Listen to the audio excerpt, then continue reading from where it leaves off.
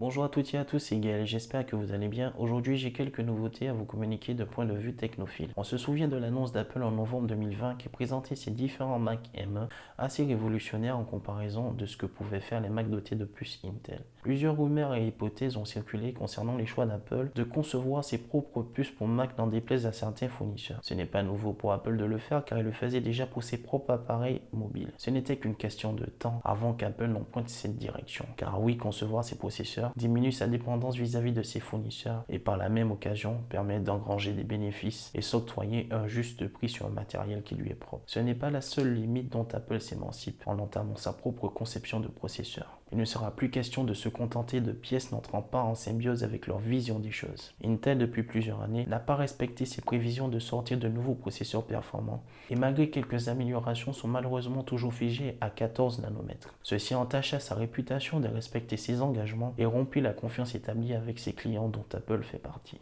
AMD revenant en force, TSMC maîtrisant un processus de fabrication de 5 nanomètres, Intel ne sachant pas le faire n'a eu le choix que de faire appel à ces derniers pour fabriquer ses processeurs. Tous ces engagements non respectés auprès des investisseurs et des clients, et surtout la nouvelle qu'Apple ferait ses propres processeurs pour Mac, n'ont eu pour conséquence que de baisser l'action en bourse d'Intel et le remerciement de son PDG Bob Swan. Son remplaçant Pat Gelsinger, ancien ex-PDG de VMware, qui entrera en fonction le 15 février 2021, n'était pas content de l'avancée de la prouesse technologique des processeurs Apple Silicon. Celui-ci déclara, je cite, nous devons être capables de proposer des produits pour l'écosystème PC meilleurs que ce que fait une certaine société lifestyle de Cupertino. À l'avenir, nous devons être bons à ce point-là. Pas plus tard que cette semaine, la firme de Mountain View mise en ligne un comparatif entre ses processeurs i7 contre la puce M1 d'Apple, dans lequel il est largement avantagé. Intel a montré un comparatif le mettant au-dessus du panier dans presque tous les différents tests. Le premier graphique montre sur le premier test que la puce Intel i7 face au M1 d'Apple est 30% plus véloce sur Chrome, mais aussi plus rapide sur la suite 365 d'Office. Le i7 présente une exportation PowerPoint vers PDF 2,3 fois plus rapide que la puce M1 d'Apple. Sur le deuxième graphique, Intel montre un comparatif de performance gaming sur certains jeux,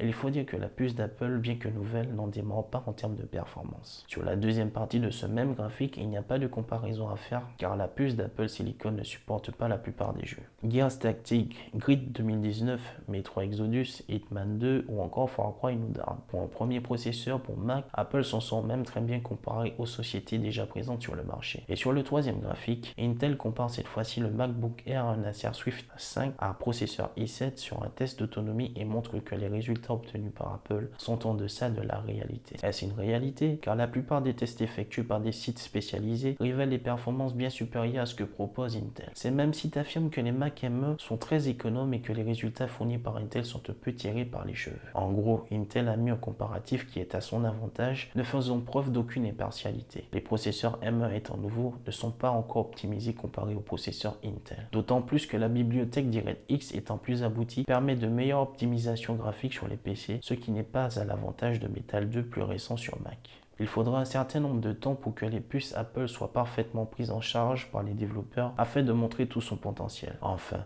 le choix d'Apple de concevoir ces puces a bousculé Intel dans sa fierté et son ego. Arriver à de telles prouesses techniques par une société qualifiée de lifestyle s'annonce comme un aveu de faiblesse de la part d'Intel. D'autant plus qu'Apple a une très grande influence sur l'industrie technologique, initiateur de grands changements dont l'industrie est perçue comme un grand innovateur. Vous vous souvenez d'une certaine époque où Steve Jobs était encore en vie, Intel avait refusé de fabriquer les processeurs pour les iPhones. De ce refus, Apple se tourna vers la société ARM pour les fabriquer de nos jours. Ce sont ces derniers qui sont utilisés et qui dominent le marché des processeurs mobiles. Cette décision prise par l'ancien PDG d'Intel, Paul Otellini, a été un coup dur pour sa société qui sont morts les doigts jusqu'à maintenant. À terme, la situation a-t-elle été probablement inversée si Intel avait accepté ce deal avec Apple? On sait bien qu'on le veuille ou non qu'Apple a été et reste dans le cas présent un grand initiateur de mouvement, un avant-gardiste. Et c'est en cela qu'Intel craint que ce même mouvement effectué autrefois avec les puces mobiles puisse aussi se reproduire avec les processeurs PC. La crainte d'Intel est de voir la majorité de ses clients s'envoler vers les processeurs ARM à la manière d'Apple. Et dans sa tentative de noyer le poisson dans l'eau, Intel espère désamorcer un mouvement enclenché par Apple en dévalorisant les performances de ce dernier afin d'éviter que tout autre client ne suive la même voie, c'est-à-dire de concevoir leurs processeurs au détriment de ceux d'Intel, ce qui pourrait finalement engendrer le début de la fin des processeurs x86, ce que ne veut guère Intel. Je vais passer au deuxième sujet de cette vidéo.